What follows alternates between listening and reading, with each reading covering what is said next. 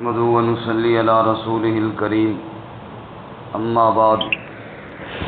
معزز سامعین، گزشتہ درس ہمارا 27ویں پارے میں سورۃ الحدید تک ہوا تھا۔ اس کے بعد ہے جی سورۃ المجادلہ، 28واں پارہ شروع سے۔ سورۃ المجادلہ کی ابتدا میں ایک انتہائی اہم اور انتہائی ایمان افروز واقعہ ہے اور اس کی طرف اشارہ ہے۔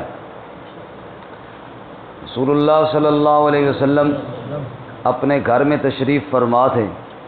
ام المومنین سیدہ عائشہ صدیقہ رضی اللہ تعالی عنہ آپ صلی اللہ علیہ وسلم کا سر مبارک دھو رہی تھی۔ اتنے میں حضرت خولہ رضی اللہ تعالی عنہ آئیں اور دو بچیاں بھی ان کے ساتھ ہیں۔ ان کے خامند نے ان کے ساتھ زہار کیا۔ زہار کہتے ہیں بیوی کو ماں کے ساتھ تشبیہ دینا۔ بیوی سے کہنا انت علیہ کظہر امی، تو مجھ پر ایسے ہے جیسے میری ماں کی پیٹھ، یا ماں کے کسی عضو کے ساتھ تشبیہ دینا۔ اور یہ اس وقت 3 طلاقوں کے برابر حکم تھا اس کا، یعنی اگر کسی شخص نے اپنی بیوی کو ماں کے ساتھ تشبیہ دے دی تو وہ ہمیشہ کے لیے اس پر حرام ہو جایا کرتی تھی۔ خولہ آئی رسول اللہ صلی اللہ علیہ وسلم سے کہنے لگی کہ دیکھیے جی میرے شوہر نے مجھے گویا کہ 3 طلاقیں دے دی، یعنی زہار کر دیا، ماں کے ساتھ تشبیہ دے دی۔ یا رسول اللہ میں نے اسی کے گھر جوانی گزار دی ہے، اور اب جب میں آگے شادی کے قابل نہ رہی اس نے میرے ساتھ زہار کر لیا اور طلاق دے دی۔ اے اللہ کے نبی، آپ کے پاس اس لیے آئی ہوں کہ کوئی ایسی صورت بتائیں کہ میں دوبارہ اپنے اسی شوہر کے لیے جائز ہو جاؤں اور حلال ہو جاؤں۔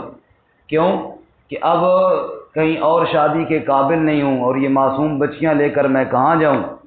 آپ صلی اللہ علیہ وسلم نے فرمایا کہ خولہ تیری بات سن کر میری طرف سے جو خیال ہے وہ یہی ہے کہ اب تو اپنے شوہر اوس کے لیے جائز نہیں ہے۔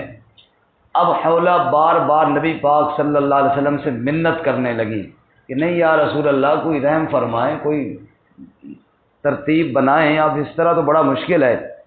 یہ جو بار بار آپ صلی اللہ علیہ وسلم نے کہا نا کہ نہیں ہے گنجائش، اور خولہ بار بار منت کرنے لگی، اسی کو کہتے ہیں مجادلہ، مباحثہ، بار بار ایک بات کو دہرانا۔ ایک آدمی آپ سے ایک چیز بار بار مانگتا ہے، منت ہی کرتا ہے، تو آپ کہتے ہیں یا تو جھگڑا ہی ڈال دیا ہے، حالانکہ وہ جھگڑا نہیں کر رہا ہوتا، منت کر رہا ہوتا ہے، لیکن بار بار کہنے کو مجادلہ، جھگڑا کہتے ہیں۔ تو بار بار کے تکرار کو اللہ نے مجادلہ فرمایا۔ حضرت خولہ نے بار بار جب یہ مطالبہ کیا، جیسا کہ ہمارے یہاں طلاق کے بعد کئی ساتھی گنجائش کے لیے بڑے بےتاب ہو جاتے ہیں۔ مجھے ایک بندے نے کہا کہ استاد جی جب میں نے بیوی کو طلاق دی نا، نہیں بس پانی کا گلاس قریب ہی پڑا تھا، میں نے فوراً منہ بھر کے کلی کی اور تھو تھو کر دیا۔ تو میں کہا کوئی نسوار ہی تیرے منہ سے تو کر دیتی، تھو تھو کر دیتا، وہ تو الفاظ تھے جو نکل گئے ہیں۔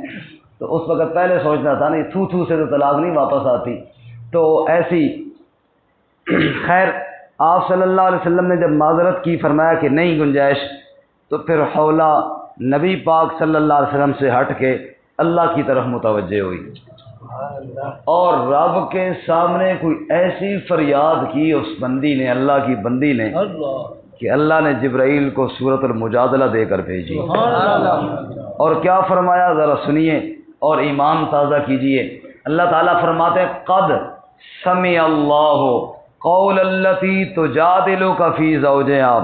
قد یقیناً، قسم کے معنی میں آتا ہے۔ اللہ فرماتے ہیں سنو لوگو، پکی بات سنو، قسمیہ بات سنو، سمع اللہ قول التی، اللہ نے سن لی بات اس عورت کی، تجادلک فی زوجہا، میرے محبوب جو آپ سے بحث کر رہی تھی اپنے شوہر کے بارے میں، اور پھر جب آپ سے بات نہ بن سکی وَتَشْتَكِي إِلَى اللَّهِ، پھر شکوہ بیان کیا رب کی طرف، وَاللَّهُ يَسْمَعُ تَحَاوُرَكُمَا، ان اللہ سمیع بصیر، اللہ وہ ساری گفتگو سن رہا تھا، کیونکہ وہ ہے ہی سننے والا، وہ ہے ہی دیکھنے والا۔ پہلے یہی قانون تھا، اگر کوئی شوہر اپنی بیوی کو زہار کر دیتا، ماں کے ساتھ تشبیہ دے دیتا، ہمیشہ کے لیے حرام ہو جاتی۔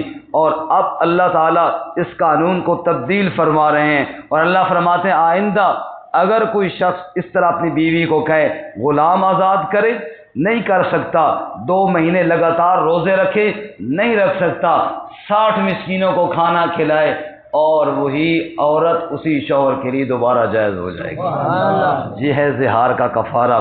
کفارہ کا حکم نازل ہوا اور اللہ نے خلا کی بات کو سن لیا۔ اس کے ساتھ ایک اور واقعہ عرض کروں۔ امیر المومنین حضرت عمر رضی اللہ تعالیٰ عنہ کی خلافت کا دور تھا، آپ لشکر لے کر باہر نکلے، جا رہے تھے، ایک بوڑھی سی آواز دی، امیر المومنین میرا کوئی آپ سے مسئلہ ہے، کوئی بات ہے، میں کوئی بات کرنا چاہتی ہوں۔ حضرت عمر رضی اللہ تعالیٰ عنہ متوجہ ہوئے، جی کیا حکم ہے؟ کہا ادھر حکم نہیں ہے، ادھر بیٹھ کر میری بات سنو۔ جی ٹھیک ہے جی۔ عمر رضی اللہ تعالیٰ عنہ کو بلایا اور اس نے بٹھا لیا، اور لشکر انتظار کر رہا ہے، اور اس بوڑھی نے کافی دیر باتیں کی، اور عمر ننگی زمین پر پتھر کی چٹان پر بیٹھ کر اس بڑھیا کی باتیں سنتے رہے۔ کافی جب دیر ہوئی، ساتھی بے چین بھی ہوئے کہ پتہ نہیں یہ بڑھیا کیا کہہ رہی ہے، اس کو اتنا احساس نہیں ہے کہ امیر المومنین لشکر لے کر جا رہے ہیں، بعد میں آ کر بات کرتی۔ اور امیر المومنین بھی چپ کر کے بیٹھے باتیں سن رہے ہیں، وہ بھی نہیں کہتے کہ بڑھیا بعد میں بات کرنا، وہ بھی سنے جا رہے ہیں، وہ بھی سنائی جا رہی ہے۔ جب آپ واپس آئے تو ایک ساتھی نے پوچھ لیا، امیر المومنین کون سی یہ بڑھیا جس کو اتنا احساس نہ ہوا، اور آپ نے بھی اس کو کہا نہیں کہ بعد میں بات کر لینا۔ حضرت عمر نے فرمایا تم اس بڑھیا کو نہیں جانتے ہو، یہ کون سی شان اور عظمت والی بڑھیا ہے، یہ وہی تو بڑھیا ہے جس کے بارے میں اللہ کہتے ہیں قد سمع اللہ قسم کھا کر کہتے ہیں میں نے اس کی باتوں کو سنا۔ اور جس کی باتوں کو قسم کھا کے رب کہے کہ میں نے سنا، عمر کون ہوتا ہے نہ سننے والا؟ عمر کیسے کہہ سکتا ہے کہ بعد میں بات کرنا؟ خدا کی قسم مجھے کل تک بٹھائے رکھتی تو میں بیٹھ کے اس کی باتیں سنتا، جس کی بات رب عرش پر سنتا ہے، فرش پر عمر کی کیا ضرورت ہے کہ نہ سنے اس کی بات؟ سبحان اللہ، سب کہو سبحان اللہ، سبحان اللہ۔ اس کے بعد آگے اللہ تعالیٰ بتانا یہ چاہتے ہیں لوگوں، وہی بات کہ میں ہر وقت تمہارے ساتھ ہوں، مجھ سے غافل نہ ہونا، مجھ سے غافل نہ ہونا اور مجھ سے مایوس نہ ہونا۔ فرمایا الم تر ان اللہ یعلم ما فی السماوات و ما فی الارض، تم نہیں جانتے اللہ آسمانوں میں جو کچھ ہے اس کو بھی جانتا ہے، زمین میں جو کچھ ہے جو وہ بھی جانتا ہے۔ ما یکون من نجوا ثلاثۃ الا هو رابعهم، جہاں 3 بندے بیٹھ کے خفیہ میٹنگ کرتے ہیں چوتھا اللہ ہوتا ہے، اور جہاں پر 5 بیٹھتے ہیں چھٹا اللہ ہوتا ہے، جتنے بھی بیٹھتے ہیں اللہ ان کے ساتھ ہوتا ہے، لہذا اللہ سے کوئی بات چھپا نہیں سکتے۔ اس لیے آگے منافقین کا تذکرہ کرتے ہیں، وہ چھپ چھپ کے باتیں کرتے ہیں تو کیا سمجھتے ہیں ان کی باتوں کو کوئی نہیں سنتا، کوئی نہیں جانتا، کون جانتا ہے؟ اللہ۔ پھر منافقین کی کچھ حرکتیں بیان کی۔ نبی پاک صلی اللہ علیہ وسلم کے پاس آتے، سیدھا سلام نہ کرتے، بگاڑ کر کرتے، السلام علیکم، سلام کہتے ہیں ہلاکت کو۔ فرمایا وَإِذَا جَاءُوكَ حَيَّوْكَ بِمَا لَمْ يُحَيِّكَ بِهِ اللَّهُ، آپ کے پاس آتے ہیں وہ تحفہ پیش کرتے ہیں جو تحفہ پیش کرنے کا حکم اللہ نے نہیں دیا، تو اللہ نے ان کی حرکت کو بیان کیا۔ اور نبی پاک صلی اللہ علیہ وسلم کے پاس جب محفل لگتی، مشورہ ہوتا، منافقین آگے چوڑے ہو کر بیٹھ جاتے اور مخلصین صحابہ کو جگہ ہی نہ ملتی، تو اللہ تعالیٰ نے حکم دیا اے ایمان والو اذا قیل لکم تفسحوا فی المجالس، جب تمہیں حکم دیا جائے کہ مجلس میں وسعت پیدا کرو، جگہ دو باقیوں کو، ففسحوا، وسعت پیدا کیا کرو، اللہ تمہیں وسعت عطا فرمائے گے۔ ایک اور حرکت منافقین کی، نبی صلی اللہ علیہ وسلم سے کہتے، یہ لوگوں کے سامنے شو کرنے کے لیے کہ ہمارے نبی پاک کے ساتھ بڑے تعلقات ہیں، منافق کہتے ہیں نبی پاک سے جی میں نے آپ سے کوئی الگ بات کرنی ہے، علیحدگی میں، آپ تو رحمت والے نبی سے کہتے جی ٹھیک ہے جی، ادھر لے جاتے، کوئی خاص بات نہ ہوتی، ایویں ادھر ادھر کی مارتے، اچھا جی اس نے بات ختم کی، دوسرا کہنے لگا جی میں نے بھی کوئی بات کرنی ہے جی، وہ ادھر لے گیا جی، ایویں ادھر ادھر کی مارتا رہا۔ اب جب انہوں نے اللہ کے نبی کو تنگ کرنا شروع کیا نا، اللہ تعالیٰ نے بڑا زبردست حکم نازل کیا، سنیں گے تو ایمان تازہ بھی ہوگا اور مزہ بھی آئے گا۔ اللہ نے فرمایا یا ایھا الذین آمنوا اذا ناجیتم الرسول فقدموا بین یدی نجواکم صدقہ، اے ایمان والو اگر کسی شخص نے اللہ کے نبی سے کوئی الگ بات کرنی ہو نا تو پہلے صدقہ جمع کروائے۔ پہلے کیا جمع کروائے؟ منافقین کو تو موت آتی تھی پیسے دیتے ہوئے، پنجابی میں کہتے ہیں کن کپ تے تھگڑی لا، یعنی پرے کرو جی جان چھوڑاؤ۔ اب کسی نے کوئی مشورہ نہیں کرنا، سب کے مشورے ختم ہو گئے، بھائی صدقہ جمع کراؤ۔ اب جب صدقے کا حکم آیا، بعض غریب مسلمان بھی تھے جو بیچارے مجبور تھے، بات نبی پاک سے علیحدگی میں کوئی پوچھنی بھی ہوتی، اب صدقے کے پیسے نہ ہوتے، اللہ نے اگلی آیت میں رخصت بھی بتا دی، فرمایا کہ یہ اتنا مسئلہ نہیں ہے، صرف ان بے ایمانوں کو دور ہٹانا تھا۔ اللہ تعالیٰ فرماتے ہیں اشفقتم ان تقدموا بین یدی نجواکم صدقات، مشقت میں نہ پڑو، یہ دیکھ لو اگر وسعت ہو تو ٹھیک ہے، ورنہ کوئی ضروری بات ہو تو کر بھی سکتے ہو۔ یہ تو ان بے ایمانوں کو نبی پاک سے دور کرنا تھا، سو وہ ہو گئے ہیں، اب آئندہ ان کو بھی سمجھ آ گئی ہے کہ اتنا آسان کام نہیں اللہ کے نبی صلی اللہ علیہ وسلم کو تنگ کرنا۔ جی اس کے بعد مخلصین کا ذکر ہے، منافقین کا تذکرہ کرنے کے بعد فرمایا منافقین تو یہ بے ایمان ہیں، اور مخلصین کیا ہیں؟ وہ اللہ اور اس کے رسول کے مقابلے میں چاہے قریبی رشتہ دار کیوں نہ ہو ان کو بھی ترجیح نہیں دیتے اور سب کو قربان کر دیتے ہیں۔ اولئک کتب فی قلوبہم الایمان، یہ اتنے مخلص ہیں کہ ان کے دلوں میں اللہ نے گویا کہ خود ایمان لکھ دیا ہے۔ اولئک حزب اللہ، یہ اللہ کا لشکر ہے، یہ اللہ کا کیا ہے جی؟ لشکر ہے۔ اس کے بعد سورۃ الحشر ہے۔ دیکھیں جی مدینہ منورہ میں یہودیوں کے قبیلے تھے، بنو نذیر، بنو قریظہ، بنو قینقاع۔ یہ بنو نذیر وہ بے ایمان لوگ تھے، انہوں نے اللہ کے نبی صلی اللہ علیہ وسلم کو شہید کرنے کا منصوبہ بنایا اور آپ صلی اللہ علیہ وسلم کو مذاکرات کے لیے بلایا، اور ارادہ یہ تھا اوپر پتھر گرائیں گے اور آپ صلی اللہ علیہ وسلم کے اوپر گرے گا اور یوں آپ صلی اللہ علیہ وسلم کچلے جائیں گے۔ اللہ تعالیٰ نے بتایا اور پھر ان کو نبی پاک نے وارننگ دی، نکلو یہاں سے نکل جاؤ، اور جو کچھ تمہارے پاس سامان ہے نا اٹھا کر لے جا سکتے ہو، 3 دن کی مہلت ہے، اٹھا کر لے جاؤ ورنہ تمہیں چھوڑیں گے نہیں ہم۔ اور پھر یہ اپنے مکانوں کو گرا رہے تھے، اس وقت نا کڑیاں ہوتی تھی لکڑی کی قیمتی، کوئی کسی نے کڑی لگائی ہے وہ بھائی کھینچ کے لے جاؤں، کوئی دیوار ہے وہ توڑ کے اس میں کوئی پتھر ہے وہ نکال کر لے جاؤں، اور جناب دروازہ لے جاؤں۔ اللہ فرماتے ہیں دیکھو کیسے ذلیل ہوئی ہے، میرے نبی کے خلاف منصوبہ کیا، اپنے ہی ہاتھوں سے اپنے مکانوں کو گرا رہے ہیں، اپنے ہی ہاتھوں سے ویرانی اور بربادی کر کے اس طرح ذلیل ہو کر گئے۔ تو اس طرح اللہ تعالیٰ نے ان کو ذلیل کیا۔ اس کو کہتے ہیں جی ایک ہوتا ہے مال غنیمت، ایک ہوتا ہے مال فے۔ مال غنیمت تو یہ ہے کہ جہاد ہوا، کفار کے ساتھ لڑائی ہوئی، کافر شکست کھا گئے، بھاگ گئے، مال رہ گیا تو وہ مال غنیمت ہے۔ مال فے یہ ہے ان کو کہا بھاگو ورنہ ہم تمہارے چھوڑیں گے نہیں، اور وہ ڈر کے مارے یوں ہی بھاگ گئے، بغیر لڑائی کے مال چھوڑ کر بھاگ گئے، اس کو کہتے ہیں مال فے۔ اللہ تعالیٰ نے مسلمانوں کو مال فے عطا فرمایا اور یہ نبی پاک کے بے ادب اور اسلام کے دشمن ذلیل ہو کر وہاں سے بھاگ گئے۔ اچھا اب وہ مال فے کس کو ملے گا؟ مال فے کی تقسیم بھی اللہ نے بتائی اور اہل ایمان کی 3 گروہوں اور جماعتوں کا تذکرہ بھی کیا۔ توجہ کرنا، بہت پیارا اور اہم مقام ہے جی۔ پہلا گروہ للفقراء المہاجرین، فقراء مہاجرین کا تھا، ان کو مال فے دیا جائے۔ فقراء مہاجرین جو ہجرت کر کے آئے، اپنا گھر بار چھوڑ کر آئے، یہ ایک گروہ تھا، ایک طبقہ تھا مسلمانوں کا جن کو کیا کہتے تھے؟ مہاجرین۔ کیا کہتے تھے؟ مہاجرین۔ ابھی کل پرسوں ایک عالم فرما رہے تھے کہ میں نے بھائی سے پوچھا کہ آپ کون ہیں، تو انہوں نے بڑے شرماتے ہوئے بتایا کہ ہم انڈیا سے مہاجر ہیں، ہجرت کر رہے ہیں۔ تو کہنے لگے میں نے کہا اس میں شرم والی کیا بات ہے؟ مہاجر لفظ تو بڑے فخر والی بات ہے کہ اللہ تعالیٰ نے قرآن میں بڑے فخر کے ساتھ بیان کی ہے، بلکہ پہلے نمبر پہ مہاجرین کا ذکر کیا ہے، یہ کوئی عیب والی بات نہیں ہے۔ تو پہلا گروہ تھا مہاجرین کا۔ دوسرا گروہ والذین تبوؤا الدار والایمان من قبلہم یحبون من ہاجر الیہم، دوسرا گروہ انصار کا تھا جنہوں نے ان کو ٹھکانے دیے، جنہوں نے ان کو رہائش دی، اور وہ اس بات کو پسند کرتے تھے کہ کوئی مہاجر ہجرت کر کے آئے تاکہ ہم ان کی خدمت کریں۔ تیسرا گروہ والذین جاؤوا من بعدہم، جو مہاجرین اور انصار کے بعد میں آئے، وہ ان کا طرز عمل کیا ہے؟ یقولون وہ کہتے ہیں ربنا اغفر لنا ولاخواننا الذین سبقونا بالایمان، اے اللہ ہماری بھی مغفرت فرما اور ہمارے ان بھائیوں کی بھی، یعنی مہاجرین و انصار جو ہم سے پہلے گزر گئے، اے اللہ ان کی بھی مغفرت فرما۔ یعنی تیسرا گروہ اہل ایمان کا، ان کے لیے دعائیں کرنے والا۔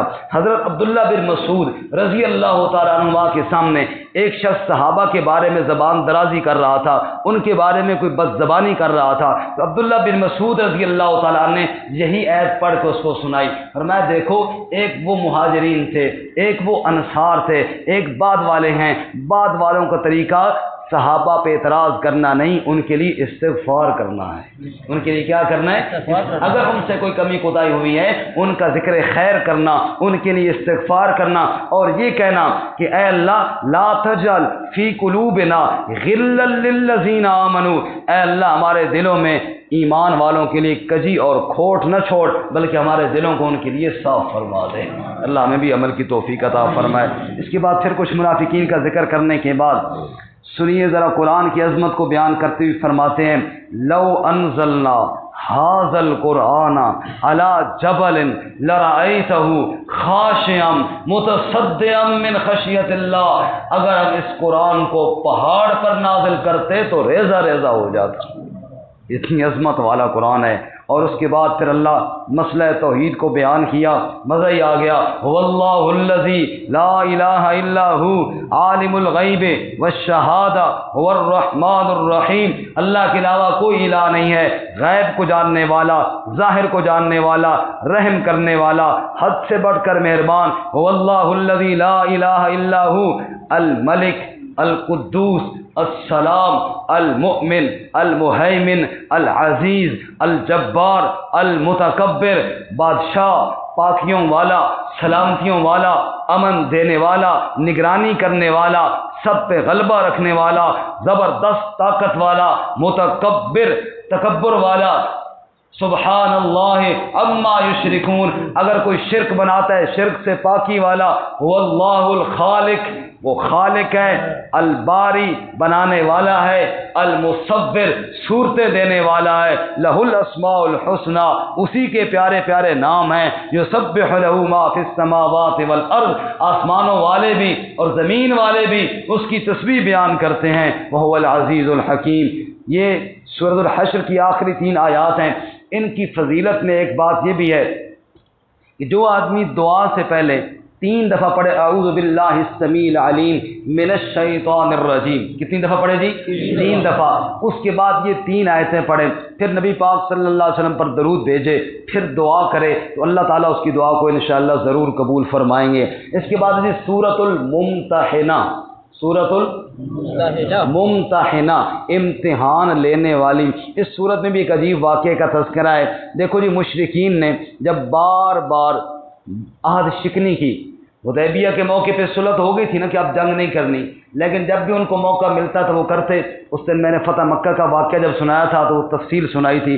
بہرکیف جب انہوں نے بار بار عہد شکنی کی تو نبی پاک صلی اللہ علیہ وسلم نے بھی تیاری فرمائی کہ اب ہم بھی مکے والوں کے خلاف لڑائی کے لیے تیاری کریں اور ہم بھی ان پر حملہ کر دیں گے۔ یہ آپ بات خفیہ رکھنا چاہتے تھے کہ ابھی ان کو پتہ نہ چلے، ہم تیاری کریں، اچانک ان پہ حملہ کریں۔ ایک صحابی ہیں حضرت حاطب بن ابی بلتہ، حاطب بن ابی بلتہ رضی اللہ تعالیٰ عنہ نے یہ سوچا کہ میرے رشتہ دار مکہ میں ہیں، بیوی بچے مکہ میں ہیں، اگر میں مکے والوں کو خط لکھ کر اطلاع دے دوں کہ نبی پاک تیاری کر رہے ہیں تو اس خط کی وجہ سے وہ مجھ پر خوش ہو جائیں گے، میرے بیوی بچوں کا وہاں خیال کریں گے، اور میرے خط لکھنے سے نبی پاک کا نقصان تو کوئی نہیں ہوگا، اللہ نے ویسے ہی مدد کرنی ہی کرنی ہے، تو چلو میں اپنا الو سیدھا کر لوں، بیچ میں اپنا کام بنا لوں۔ انہوں نے اپنے طور پہ یہ بات سوچی اور انہوں نے خط لکھا۔ حالانکہ یہ طریقہ ٹھیک نہیں تھا، یہ غلطی تھی۔ دیکھو میں نے پہلے عرض کیا کہ صحابہ کوئی معصوم تو نہیں ہے، یہ غلطی تھی۔ انہوں نے ایک بات سوچی اپنے حساب سے، نبی پاک کا جو راز تھا تو راز رہنا چاہیے تھا۔ خیر انہوں نے خط لکھا، خط ایک عورت کو دیا اور اس عورت کو مکہ روانہ کیا۔ اللہ نے وہی بھیجی، میرے نبی جو بات تم خفیہ رکھ رہے ہو نا وہ تو راز آؤٹ ہو رہا ہے۔ یا اللہ وہ کیسے کہ عورت خط لے کے جا رہی ہے۔ آپ نے حضرت علی رضی اللہ تعالیٰ عنہ، حضرت مقداد رضی اللہ تعالیٰ عنہ اور غالباً حضرت عروہ کو، تینوں کو پیچھے بھیجا کہ جاؤ اور اس عورت سے خط لے کر آؤ۔ اب جناب اس عورت سے ملے، فرمایا حضرت علی نے کہ خط تیرے پاس ہے وہ ہمارے حوالے کر. انہوں نے کہا جی میرے پاس تو کوئی نہیں. علی نے فرمایا کوئی نہیں؟ اللہ نے وہی کر کے بتایا کہ ہے تیرے پاس اور تم کہتی ہے کوئی نہیں. دیتی ہے یا پھر تیرا کوئی اور بندوبست کرے. جب اس نے دیکھا کہ بھائی علی تو اب چھوڑنے والے نہیں ہیں تو اس نے بالوں کی جوڑے کے اندر خط چھپایا ہوا تھا, وہاں سے خط نکالا اور دیا. حضرت علی خط لے کر واپس آئے, نبی پاک کو دیا. اب یہ حضرت حاطب کی گویا کہ شکایت لگی اور غصہ آیا حضرت عمر رضی اللہ تعالیٰ عنہ, اور عمر نے کہا دعنی اضرب عنق هذا المنافق, یا رسول اللہ مجھے اجازت دیں کہ اس کی تو میں گردن ابھی اڑاؤں نا جس نے آپ کے راز کو فاش کیا ہے. آپ نے فرمایا عمر ٹھہر جا, یہ بدر میں شریک ہوا تھا. یہ کہاں شریک ہوا تھا؟ اور بدر والوں کو اللہ نے فرمایا اعملوا ما شئتم قد غفرت لکم وبدلت سیئاتکم حسنات, تم سے جو بھی ہو جائے میں تمہیں معاف کرتا ہوں. تو اللہ نے اس کو معاف کیا. اس سے پوچھتا ہوں کہ اس نے یہ کیا کیوں ہے. آپ نے پوچھا وہ یہ کیا حرکت کی ہے تو نے حاتم کہ یا رسول اللہ اللہ کی قسم نہ میں منافق ہوا ہوں نہ میں بے ایمان ہوا ہوں, بس یہ مجھ سے غلطی ہوئی ہے. میں نے سوچا آپ کی تو اللہ ویسے مدد کریں گے ہی کریں گے, میرے خط لکھنے سے آپ کی مدد میں رکاوٹ تو نہیں آئے گی, چلو میں اپنے بیوی بچوں کا تھوڑا کچھ ان کا خیال کر لوں, غلطی ہو گئی ہے. اللہ کے نبی نے معاف فرما دیا. سبحان اللہ. اس لیے ہم کہتے ہیں صحابہ کی غلطیوں کو نہ بولو کیونکہ اللہ نے ان کو معاف کیا, نبی نے بھی ان کو معاف کیا.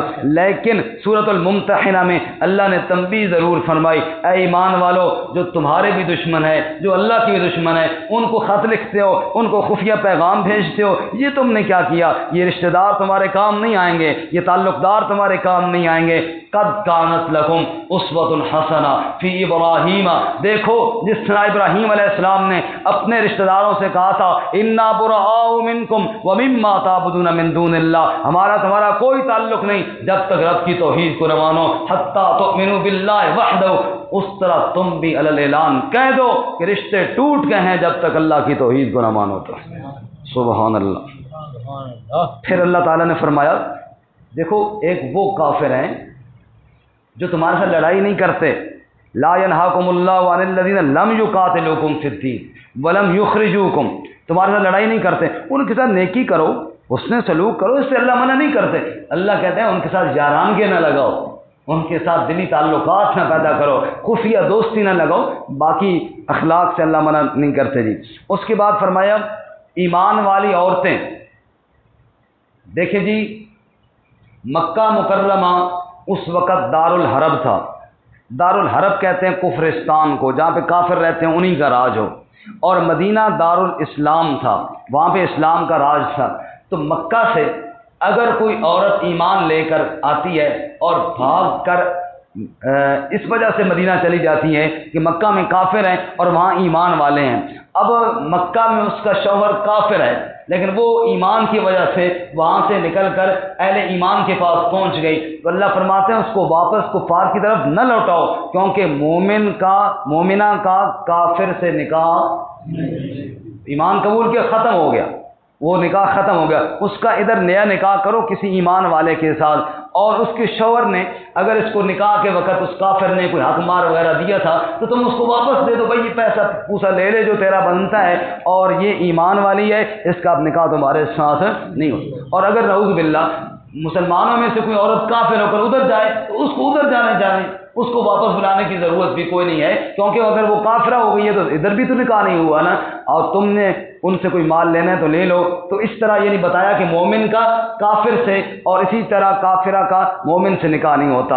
اس کے بعد بیعت کا طریقہ ہے. جی دیکھیں جی بیعت بے سے نکلا ہے. بے کہتے ہیں بیچنے کو, بے کس کو کہتے ہیں؟ بیچنے کو. یہ بھی ایک شرعی طریقہ تھا, لیکن ہمارے ہاں جیسے باقی طریقے رواج پکڑ گئے اور رسم کی حد تک رہ گئے, یہ بھی ایک رسم کی حد تک رہ گیا. تو تسی کہنے مرید ہو اسی فلانے دے مرید ہیں, تو یہ ایک رسم کی حد تک رہ گیا. ورنہ شرعی طور پر جو بیعت ہے, بیعت یہ ثابت ہے, اور بیعت کے اصول بیان کیے گئے ہیں, شرائط بیان کی گئے ہیں. یا ایھا النبی اذا جاءک المؤمنات یبایعنک, اے نبی صلی اللہ علیہ وسلم اگر ایمان والی عورتیں آپ سے بیعت کرنے کے لیے آئیں. دیکھیں جی مرد بھی بیعت کیا کرتے تھے اور عورتیں بھی بیعت کیا کرتی تھیں, لیکن حضرت عائشہ رضی اللہ تعالیٰ عنہ فرماتی ہیں اللہ کی قسم اللہ کے نبی نے کبھی کسی غیر محرم عورت کے ہاتھ کو نہیں چھوا۔ دیکھیں جی ایمان کے ساتھ بتائیں، نبی پاک امت کے روحانی باپ تھے یا نہیں تھے؟ بولیں جی۔ اگر اللہ کے نبی کسی عورت کے ہاتھ کو چھوتے بھی صحیح تو امتی کا حق پھر بھی نہیں تھا کہ شک کی نگاہ سے دیکھتا۔ بلکہ یہاں پہ ایک اور بات آپ کو بتاؤں، ایک دفعہ آپ اعتکاف بیٹھے ہوئے تھے، جیسے یہ رمضان کا آخری عشرہ ہے، تو مسجد نبی کے ساتھ آپ کے حجرے تھے، تو آپ کی اہلیہ حضرت صفیہ آئیں، نبی پاک کو کچھ چیز دی اور ظاہر دو چار باتیں بھی کی ہوں گی، پھر آپ نے فرمایا کہ میں دروازے پہ کھڑا ہوتا ہوں، تم جلدی سے گزر جاؤ۔ وہ آپ وہاں کھڑے ہوئے، وہ واپس جا رہی تھی، ادھر سے دو انصاری صحابی آئے، انہوں نے نبی پاک کو دیکھا تو وہ جلدی جلدی دیکھا کہ کوئی خاتون بھی ہے تو وہ جلدی جلدی قدم چلنے لگے، تو آپ نے فرمایا علی رسلکما، ٹھہر جاؤ ٹھہر جاؤ۔ وہ رک گئے۔ اب جی یا رسول اللہ، فرمایا یہ میری بیوی تھی جو میرے ساتھ ملنے آئی تھی، صفیہ۔ یا رسول اللہ ہمیں بتانے کی کیا ضرورت تھی؟ ہمیں نعوذ باللہ آپ کے بارے میں کوئی شک کر سکتے ہیں؟ فرمایا کہ نہیں، شیطان بڑا بے ایمان ہے، ایسا نہ ہوتا کہ آپ کے دل میں کوئی شک والی بات لے آتا اور نبی کے بارے میں شک کرتے تو ایمان سے فارغ ہو جاتے، اس لیے میں نے بتایا ہے۔ نبی پاک کے بارے میں معمولی سا شک کرنا تو بندہ ایمان سے فارغ ہو جاتا ہے۔ اللہ کے نبی صلی اللہ علیہ وسلم نے اس کے باوجود کسی خاتون کا ہاتھ اپنے ہاتھ میں نہیں لیا، بلکہ سیدہ عائشہ فرماتی ہیں آپ کی بیعت کے دو طریقے ہوتے تھے عورتوں کے ساتھ، پردہ لٹکاتے، ایک لمبی سی چادر لیتے، ایک کونا اللہ کے نبی پکڑتے، دوسرا عورتوں کی طرف پھینک دیتے اور فرماتے اس کو پکڑ لو اور میرے ساتھ وعدہ کر لو، بس بیعت ہو گئی۔ اور کبھی آپ پانی کا ایک برتن منگواتے، اس کے اندر پیالے میں اپنا ہاتھ ڈبوتے اور پھر عورتوں کی طرف بھیج دیتے کہ اس پانی میں میرا ہاتھ ہے، تم بھی اپنا ہاتھ ڈال لو، تمہاری بیعت ہو جائے گی۔ بیعت کا کیا اصول ہے، کیا طریقے ہیں؟ فرمایا سنیے، شرائط یہ ہیں، الا اللہ یشرکن باللہ شیئا، پہلی شرط بیعت کی ہے کہ شرک نہیں کرنا۔ پہلی شرط کیا ہے؟ شرک نہیں کرنا۔ جھکنا ہے تو کس کے سامنے؟ پیر کے سامنے جھکنا نہیں، پہلی شرط یہی ہے، پہلی شرط یہ ہے، جھکنا ہے تو پیر کے سامنے نہیں، اللہ کے۔ نمبر 2 ولا یسرکنا، چوری نہیں کرنی۔ نمبر 3 ولا یزنینا، زنا نہیں کرنا۔ نمبر 4 ولا یقتلن اولادہن، اولاد کو قتل نہیں کرنا۔ نمبر 5 ولا یاتین ببہتان، کسی پر بہتان نہیں گھڑنا۔ نمبر 6 ولا یاتینک فی معروف، نیکی کے کام میں کسی نبی پاک کے حکم کی مخالفت نہیں کرنی۔ واستغفر لہن اللہ، یہ شرطیں مان لیں، آپ ان کے لیے استغفار کریں اور دعا کر لیں۔ اس کے بعد ہے جی سورۃ الصف۔ کیا نام ہے سورت کا جی؟ اصل میں آج موضوع ایسا ہے کہ اس میں کوئی لطیفہ بن نہیں رہا، اور لطیفہ نہ بننے کی وجہ سے اکثر لوگ سو رہے ہیں۔ لطیفے کی اپنی برکات ہوتی ہیں، ذرا ساتھی جاگ جاتے ہیں۔ اب میں بغیر موضوع کے سناؤں تو بات اچھی نہیں لگتی، بے تکی سی لگ جاتی ہے۔ آپ ذرا لطیفے کے بغیر ہی جاگ رہے ہیں، سمجھ، یہ بھی ایک لطیفہ ہو جائے گا کہ بغیر لطیفے کے سارے جاگ گئے ہیں جی ماشاءاللہ۔ کیونکہ ضروری تو نہیں کہ آپ کو لطیفہ سنایا جائے۔ شوکت صاحب، اے شوکت صاحب، اے تیری ہے آنکھ کھول گئی اللہ کی طرف، جاگے ہو؟ بڑا اچھا کام ہو گیا جی، الحمدللہ، سب کہو الحمدللہ، جاگ گئے ہیں۔ سورت کا نام ہے سورۃ الصف۔ ان اللہ یحب الذین یقاتلون فی سبیلہ صفا کأنہم بنیان مرصوص۔ بس لطیفہ کی بات کی تو آ ہی گیا لطیفہ۔ ایک وہ صف جو نماز کے لیے بنائی جائے، نبی پاک صلی اللہ علیہ وسلم فرمایا اللہ کو بڑی پسند ہے، سمجھ آئی؟ اچھا یہ آپ کو پتہ ہے نا اگلی صفوں کا ثواب کیا ہوتا ہے؟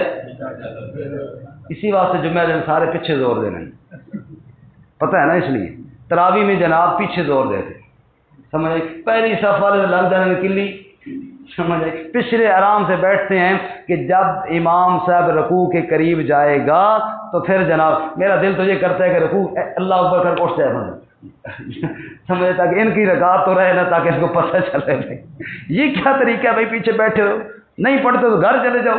یہ تو الٹا ناگواری والی بات ہے جناب، سمجھ آئی؟ یہ تو الٹا جناب شغل بنا لیا نماز کے ساتھ، بیٹھے رہے جناب، اور امام رکوع میں گیا، حج کے آیا، نہ اللہ اکبر کیا نہ قیام کیا، ہو گیا جی، ٹوٹل پورا کرنے والی بات ہے۔ اللہ تعالیٰ کو یہ صف نماز والی پسند ہے، اور دوسری وہ صف جو جہاد میں اللہ کے دشمنوں کے مقابلے میں باندھی جائے، اللہ کو وہ صف بڑی پسند ہے۔ ان اللہ یحب الذین یقاتلون فی سبیلہ صفن کانہم بنیان مرصوص، جو صف باندھ کے رب کے دشمنوں کے سامنے کھڑے ہو جاتے ہیں، رب کو بڑے پیارے لگتے ہیں۔ سبحان اللہ، اللہ اکبر۔ ایک بندہ گیا جہاد تے، میں جاساں تے اللہ دے نام تے جان قربان کرساں، دوسرے دن دیکھا کہ ادھر ہی ہے، کل تو آپ بارڈر پہ جا رہے تھے، شہید ہونے کا بڑا جذبہ تھا، وہ کدھر گیا؟ اس کا دل تا بڑا کرد ہے، لیکن وہ ظالم دے پتر سروں مار سٹے نے، بالکل جان سے مار دیتے ہیں، کچھ تھوڑا بہت لتر کھلا کریں چلو بندہ جائے، بالکل سروں مار سٹے نے، لہذا یہ کام مشکل ہے۔ اللہ فرماتے ہیں آؤ میں تمہیں بتاؤں ایسی تجارت بتاؤں جو تمہیں تنجیکم من عذاب علیم، دردناک عذاب سے بچائے۔ ایمان لاؤ اللہ پر، اس کے رسول پر، اپنے مالوں اور جان کے ساتھ جہاد کرو، ہمیشہ کے لیے جنت میں داخل ہو جاؤ گے۔ اس کے بعد سورۃ الجمعہ ہے جی، سورۃ الجمعہ میں یہودیوں کے مولویوں کا تذکرہ کیا اور بڑی عجیب مثال دی اللہ تعالیٰ نے۔ مثل الذین حملوا التوراۃ ثم لم يحملوها كمثل الحمار يحمل اسفارا۔ اللہ فرماتے ہیں کہتے ہیں ہم بڑے عالم ہیں اور تورات پہ عمل کوئی نہیں کرتے، ان کی مثال تو اس گدھے کی طرح ہے جس کے اوپر کتابیں لاد دو، گدھے کے اوپر کتابیں لادی ہو تو مولوی بن جائے گا۔ اللہ فرماتے ہیں کتاب کا علم ہو عمل کخ نہ ہو، یہ گدھے کی طرح ہے۔ اللہ قرآن میں کیا فرماتے ہیں؟ گدھے کے اوپر کتابیں ہیں۔ اللہ ہمیں سچا علم نصیب فرمائے جس میں عمل بھی ہو۔ اس کے بعد یہودی کہتے تھے جنت میں ہم نہیں جانا ہے، جنت میں ہم نہیں جانا ہے، فرمایا فتمنوا الموت ان کنتم صادقین۔ اور جنت میں جانا ہے شفیق صاحب، جنت میں اگر جانا ہے تو یہاں کیا کر رہے ہو؟ پھر موت کی تمنا کرو، اللہ سے دعا مانگو، جاؤ جنت میں، دنیا کے پنگوں میں کیا کر رہے ہو؟ فرمایا موت کا کبھی نام بھی نہیں لیتے، ڈرتے ہیں، پتہ ہے کہ جنت کو نہیں جانا، لتر کھلا پڑے گا آگے۔ اس کے بعد ایمان والوں کو حکم دیا، سورت کا نام ہے سورۃ الجمعہ۔ اے ایمان والو، جب جمعے والے دن اذان دی جائے نا تو کاروبار بند کر کے اللہ کی یاد کی طرف دوڑ پڑا کرو۔ اس پر بہت کم عمل ہوتا ہے جی، اس پر جمعے والے دن، جمعے کے ٹائم تو دکانیں بند ہونی چاہیے، کاروبار بند ہونا چاہیے، اور اللہ کا واضح حکم ہے، فرمایا کہ کاروبار بند کر دو اس ٹائم اور آؤ اللہ کی یاد کی جانب، اور جب نماز پڑھی جائے پھر جاؤ زمین میں اللہ کا رزق تلاش کرو، تمہارے لیے اللہ تعالیٰ نے بڑے مواقع رکھے ہیں۔ اس کے بعد منافقون ہے، سورۃ المنافقون۔ اذا جاءک المنافقون، منافق آتے اور کہتے نشہد انک لرسول اللہ، ہم گواہی دیتے ہیں کہ آپ اللہ کے رسول ہیں۔ فرمایا، اللہ فرماتے ہیں بالکل ٹھیک کہتے ہو، یہ بات تو اللہ کو پتہ ہے میری کہ یہ میرے رسول ہیں۔ واللہ یشہد ان المنافقین لکاذبون، میں اللہ بھی گواہی دیتا ہوں تم جھوٹ کہتے ہو، اوپر سے کہتے ہو، دل سے رسول نہیں مانگتے ہو۔ اللہ اکبر۔ اور منافق پتہ کیا کہتے؟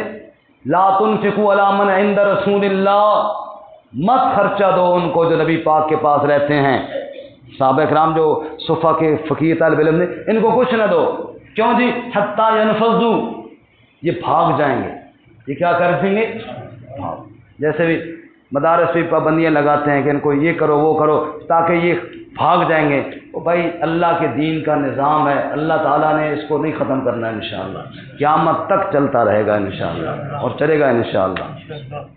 اچھا، نبی پاک سفر پہ ہیں، منافقین بڑے بے ایمان لوگ ہوتے ہیں جی، کہنے لگے ہم جب مدینہ واپس جائیں گے نا، چونکہ ہم تو وہاں کے مقامی ہیں، یہ بھی بعض لوگوں کو بڑی بات ہوتی ہے، ہم تو مقامی ہیں جی، تو ہم یہاں ان کو نکال دیں گے جو ہجرت کر کے یہاں پر آئے ہیں۔ اب اللہ تعالیٰ نے فرمایا کہ ایسا تو نہیں ہوتا کہ جناب تمہیں عزت کے فیصلے تم نے کرنے ہیں، یہ تو اللہ تعالیٰ نے کرنے ہیں۔ یہ عبداللہ بن ابی نے بات کی اور نبی پاک تک جب بات پہنچی تو عبداللہ بن ابی کا بیٹے، ان کا نام تھا حضرت عبداللہ رضی اللہ تعالیٰ عنہ، انہوں نے لی تلوار، مدینہ کے باہر کھڑے ہو گئے، باپ سے کہنے لگے بابا تو نے کہا ہے نا کہ ہم عزت والے ہیں اور نبی پاک نے ہمارے شہر پہ قبضہ کیا، وہ عزت والے نہیں ہیں، ہم ان کو نکال دیں گے، یا تو اپنی زبان سے کہو کہ میں ذلیل ہوں، محمد کریم عزت والے ہیں، نہیں کہتے ہو تو سیدھے ہو جاؤ، تلوار میری ہوگی اور گردن تیری ہوگی اور دنیا دیکھیں گی۔ نبی پاک کی محبت میں بیٹے نے باپ کو اڑا کر رکھ دیا۔ اس نے کہا یہ تو کم خراب ہو گیا، اس نے سمجھانے کی کوشش کی، بیٹے نے کہا دوسری کوئی بات نہیں ہے، ایک ہی بات، کہ میں ذلیل ہوں، میرے سارے ساتھی ذلیل ہیں، محمد کریم اور آپ کے ساتھی عزت والے ہیں۔ جب دیکھا کہ بیٹا نہیں چھوڑتا تو یہی بات کہی، اوے لوگوں میں بھی ذلیل، میرے ساتھی بھی کمینے، محمد کریم بھی عزت والے، آپ کے ساتھی بھی صحابہ بھی عزت والے۔ اللہ نے آیت نازل فرما دی وَلِلَّهِ الْعِزَّةُ وَلِرَسُولِهِ وَلِلْمُؤْمِنِينَ وَلَكِنَّ الْمُنَافِقِينَ لَا يَعْلَمُونَ۔ عزت اللہ کی، عزت رسول اللہ کی، اور عزت اہل ایمان کی، اور منافق اس کو نہیں جانتے۔ اس کے بعد فرماتے ہیں اللہ کی راہ میں خرچ کرو موت آنے سے پہلے پہلے، ورنہ موت کے وقت تم کہو گے اللہ مہلت دے تاکہ میں خرچ کروں، لیکن اس وقت مہلت نہیں ملے گی۔ اللہ تعالیٰ عمل کی توفیق عطا فرمائے۔ اس کے بعد صورت التغابن انشاءاللہ